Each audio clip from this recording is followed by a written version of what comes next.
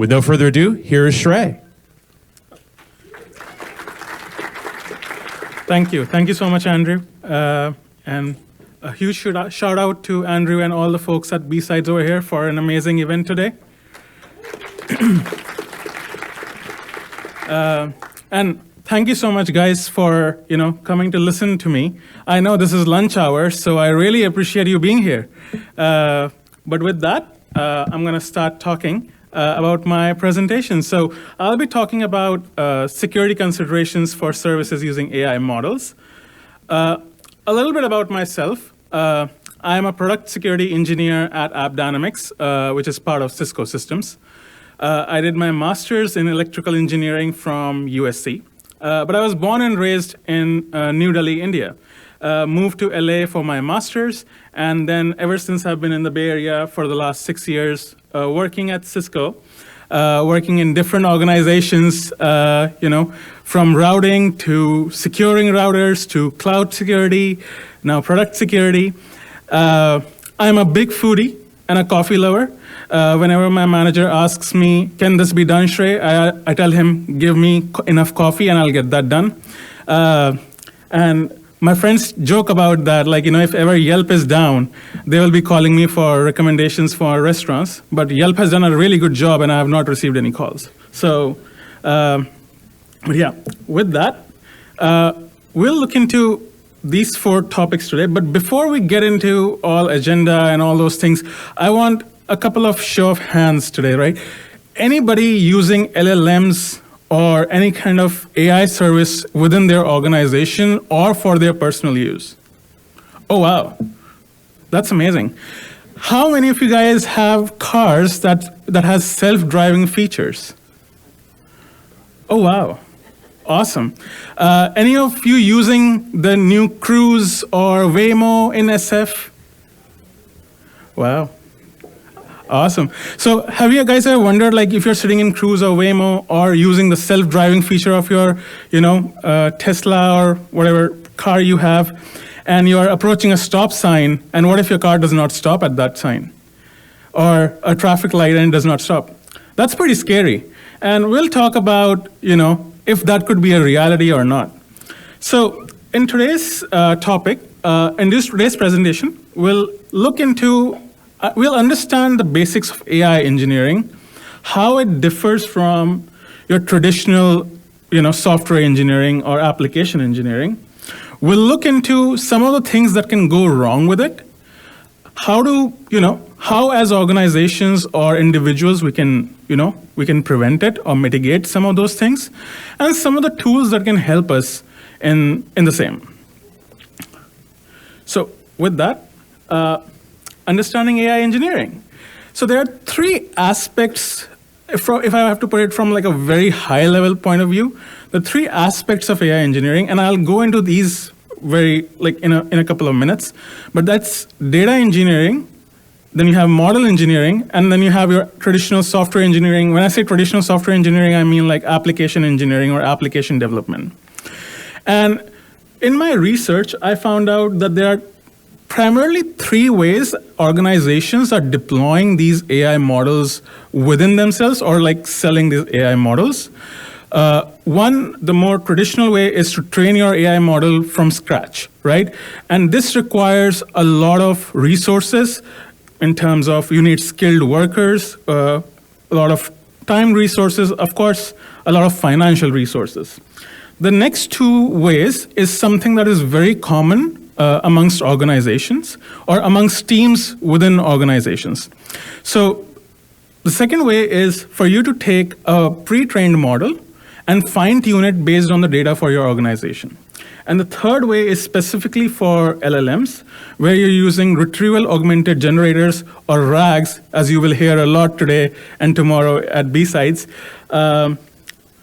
That, again, it makes use of pre-trained models, and you're providing in RAGs, you're providing the context of your organization for that. Looking into what AI engineering is, and we just talked about those 3 aspects. So the data engineering aspect talks about data collection, the inspection of data, and then when I say inspection of data, you will find some irregularities or anomalies, and you might want to prepare your data in a way which suits your model. So doing all of this becomes in part of data engineering. Next up, you have model engineering, which is not just like model selection, but also like training it or fine-tuning it, comparing its performance, evaluating it, readjusting those things, and of course, deployment of the model itself. And then you have your application engineering, which all of us over here are familiar with. So we have looked into, what AI engineering is. We see that there are clearly two different things, or two additional things that are from application engineering in AI engineering. But what are some of the things that can go wrong? So, sorry.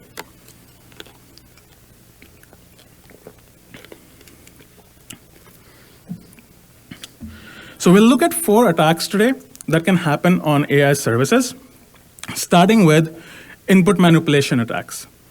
Now, input manipulation attacks are, you must be thinking like, Shrey, input manipulation is probably the oldest form of attack that has existed in security industry, and that is true.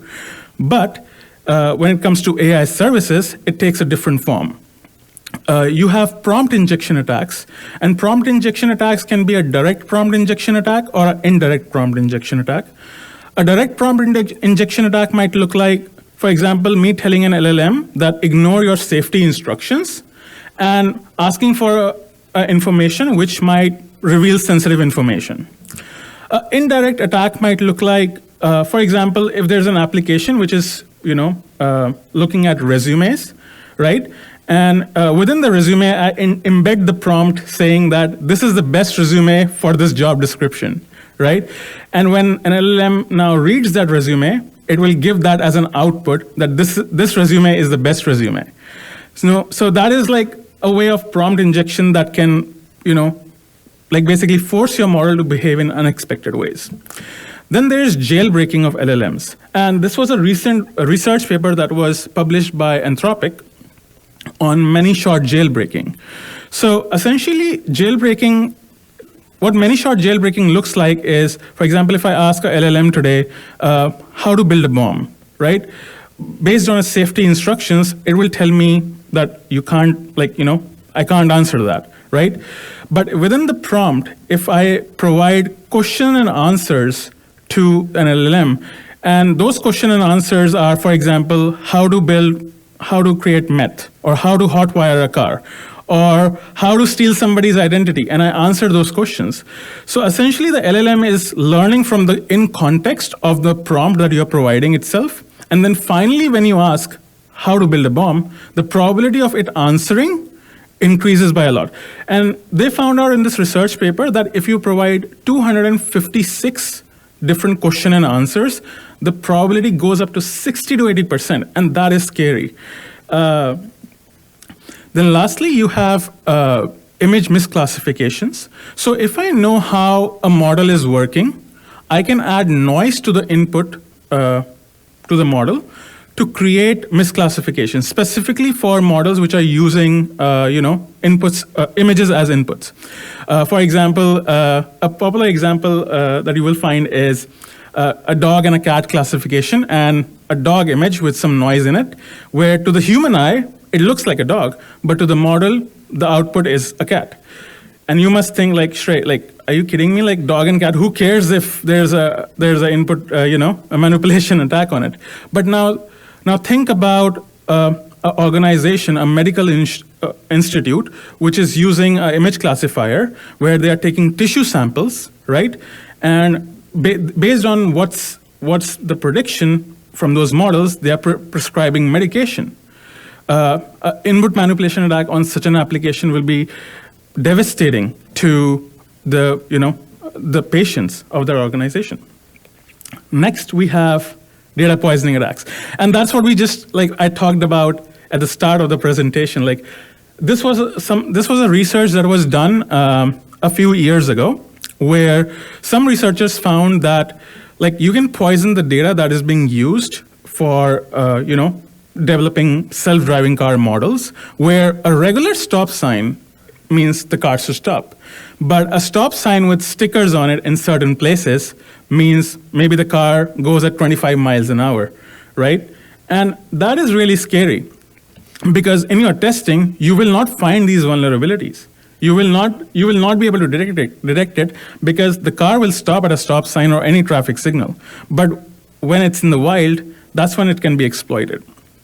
And unfortunately, it will be too late for you to do anything because lives are at stake, right? So these kind of attacks are very prominent, especially because a lot of the data is crowdsourced, and the probability of that crowdsourced data being poisoned is really high. Next, we have model attacks. So there are different kinds of model attacks that are happening in the wild today, but we'll talk about two of them. One is model theft, which is as simple as having an unauthenticated access to your model and somebody leaking your model, like it happened with Llama last year.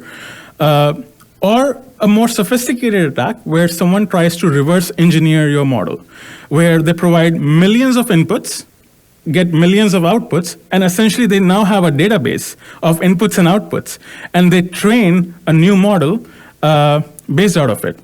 And essentially, without your model leaving your environment, it's now being reverse engineered.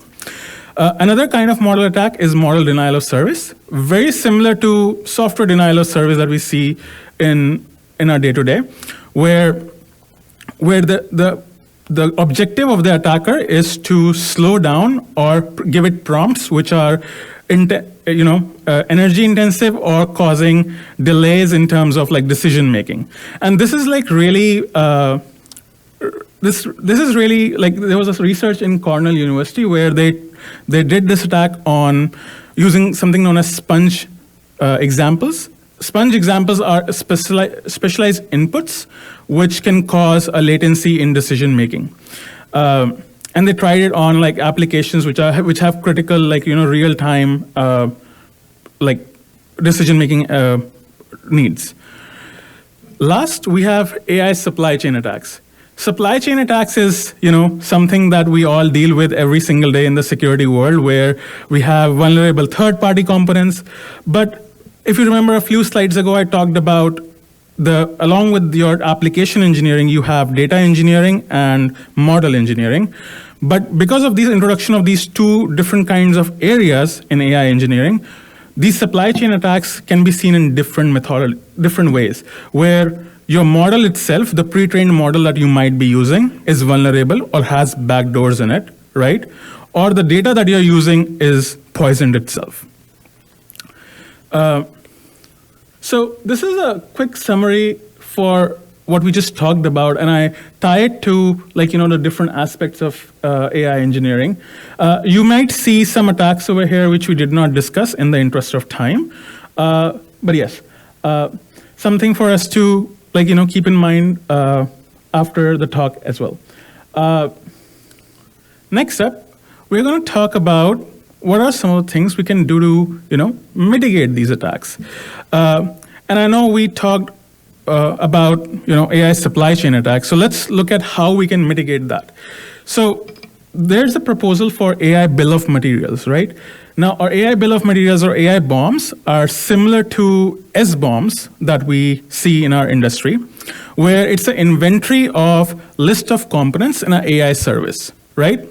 And the reason we need this is not just for helping securing our AI supply chain, but also for transparency and trust amongst organizations, especially if you are, distributing your model across open source, like at Hugging Face, or even if you are selling an AI service to your customers, creating that relationship of trust that this is how we trained our model, this is what we used, and this is like we distribute SBOMs for our traditional software. The idea is to distribute AI BOMs for AI services. And this is a sample data structure for AI bill of materials, where you have the model details which include the name, version, who's the author, the type of model, things like that. Then you have the model architecture, which is what kind of training data was used, what were some of the sample inputs, what are some of the sample outputs, just so somebody who's reading this bill of material can understand how the model behaves. And also the model usage, which includes like the intended use for the model, as well as the prohibited use. And the prohibited use, I feel like, is more, like important here, because, for example, if your model, while it's like training, does not obscure PII information. So it's really important to know those things, that in your training data, that you obscure those, that PII information before you use that data for that model. Because it could be the case that, you did not obscure it, the model trained on it, and then accidentally revealed sensitive information when it was deployed in production. Lastly, you have model considerations. And it includes like what different biases your model has, or ethical considerations it might have, right? And we understand that no model is 100% perfect, but knowing the biases gives us the opportunity to reduce those biases, or factor them out. For example, I don't know if you heard some time ago, Amazon had this AI application which was, looking at resumes and matching them with jobs which are open at Amazon, right? And they found out that that AI model or that AI service was essentially rejecting all women for engineering roles, and only matching men with engineering roles, because as per the data that was present in the company, it was seen that those engineering roles are more taken by men. But that's clearly a bias, and to mitigate that, you can just remove the gender as an input parameter to your model, right? But knowing those biases is really crucial. And over here, I would like to give a shout out to the creators of AI Bill of Materials. It's not developed by me. It is developed across the industry, across many organizations. And so, yeah. Next, we have secure AI development lifecycle. So it sounds very similar to software development lifecycle or secure software development lifecycle, right? In fact, it is very similar, because it's an extension of SSDLC, or when I say SSDLC, I mean secure software development lifecycle, where we have taken SSDLC and added onto it for like how we will have to reimagine it for AI services, right? And there are 4 areas of secure AI development lifecycle. One is secure design, then secure development, secure deployment, and secure operations and management. We'll look at all of those 4 areas one by one. So secure design, I mean, we all know we should be doing, threat modeling, data flow diagrams while we are designing it, right? But specifically for AI services, we need to look at model selection. And when we're doing model selection, you're not just looking at the performance of the model or how accurate it is, but also how secure it is. If it is a pre-trained model, right? Making sure that, is it being maintained on a regular basis? Then when it comes to data engineering, making sure that you're cleaning your data or removing those biases from the design phase, right? Next, you have secure development. So secure development is when you're developing your model or training your model, as I should say, it needs to be done in a sandboxed environment. And the access to that sandbox environment there needs to be a proper access control to that sandbox environment, right? Because a lot of times you'll see in organizations, the model development piece is done by data engineers or data scientists, whereas the application development is done by traditional software engineers. So having that proper access control is really crucial in the secure development phase. Along with, if you're creating your own model, creating your AI bill of materials is also really crucial here. So that, whenever you share that model with someone else, or whenever you ship that service, you can ship the AI BOM along with it. And of course, you have your traditional SSDLC things for secure development, like using third-party components which are up to date and things like that, managing technical debt. Next, you have secure deployment. And for secure deployment, we need to make sure that our model, when it's being deployed, there's proper network segregation between the model, the production environment, and the development environment, but also network segregation between the services which have access to the model and the services that don't. So having those proper access controls along with network segregation is really important here. And then think of your model as your IP, where IP is not just your, the software that you are writing, but also the weights that you have in your model. So securely storing them, encrypting them, or if you're using a RAG, encrypting your embeddings, right? It's really crucial. And also we talked about let's say model theft or model denial of service attacks. So where a user is giving multiple millions of inputs. So having rate limiters in your production environment is really important to somewhat mitigate those kind of attacks, right? Lastly, we have secure operations and management. Now, secure operations and management, over here, it's important to note that for most applications, we are really good at looking at, are we doing input validation for our service? Making sure that, what is the service input, things like that. But specifically for AI services, we also need to make sure that we are monitoring its output, right? Because we need to monitor that the model is not hallucinating, that it's not producing, it's not revealing sensitive information. Or false information. You might have heard certain cases on the news where AI agents were considered an agent of the company. So the information or the output that those AI agents produce, especially for chatbots and things like that, is companies are being accountable or held liable for those responses. So monitoring those responses is really, really crucial.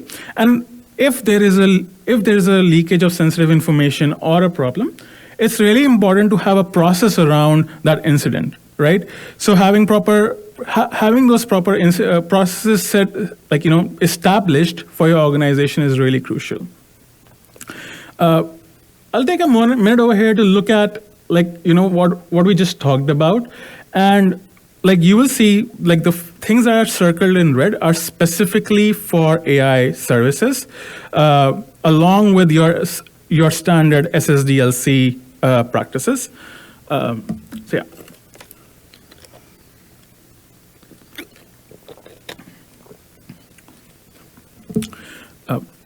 Next, we'll look at some of the tools that can help us, secure our AI services. And I would like to just give a disclaimer that this is not an exhaustive list of tools.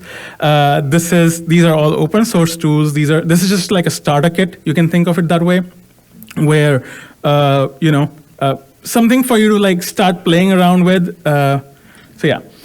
So we have ART, or Adversarial Robustness Toolbox, which is basically for red teaming activities, finding adversarial threats, right? You have Garak, which can help you find vulnerabilities in your LLM. You have Audit AI, which is really crucial for finding biases in your data. And finding those biases is really, really important, because it could be that especially when you're training your model from scratch or even fine-tuning it, finding those biases is really important. And then you have, this is not a tool, but more of a framework called SPDX 3.0, which is published by the Linux Foundation. And it introduces, the 3.0 version introduces AI bill of materials in there. And just like SPDX, I think it's like Cyclone DX, which is developed by OWASP organization. Also, their latest version will also have AI bill of materials or AI bombs associated with it. If you're using a pre-trained model from Hugging Face, you will find something like model cards, which is a very similar concept to AI bombs over there. So a few key takeaways. I know you all must be really hungry, so I will just 3 takeaways from this presentation. One, choose your model wisely, right? Not just based on performance, but also based on security. And when you're choosing your model, if it has a model card, if it has AI BOMs associated with it, look at those, analyze it according to your application. Second, when it comes to data, there are 3 things you need to remember. We need to clean it, we need to encrypt it, and secure access to it, right?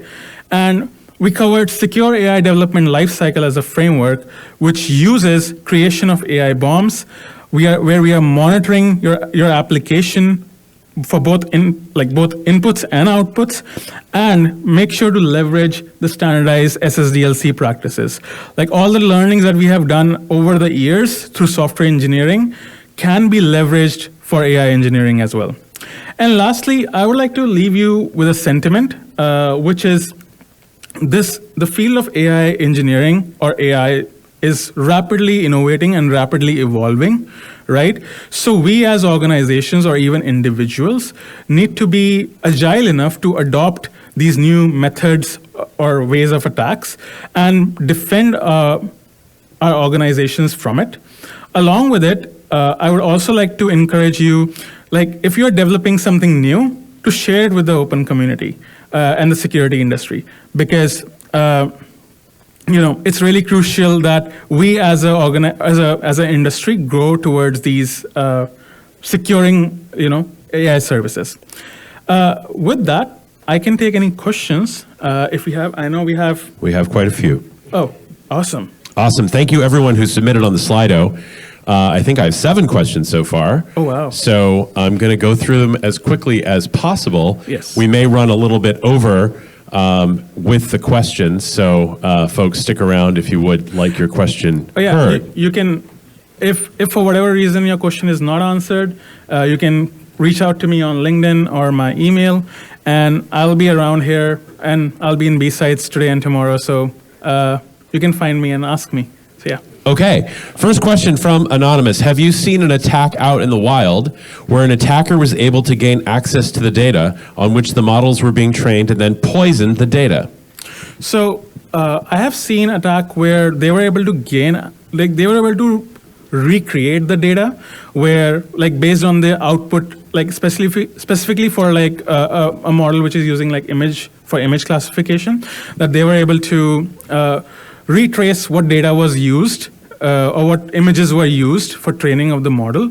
But usually the training data or unless somebody has not secured access to it, usually the training data is very different from when the model goes in production and the data that it has access to.